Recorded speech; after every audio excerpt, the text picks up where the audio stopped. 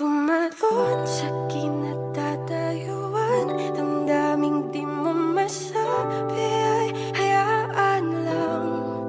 Hayaan mong tumaya sa ating matlang, hinding-hindi malalaman kung di titignan.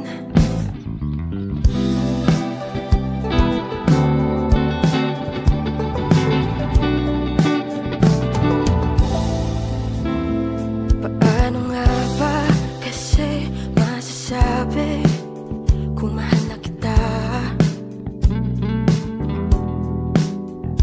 Iniingay ba dapat ang paligid sa sobrang kaba?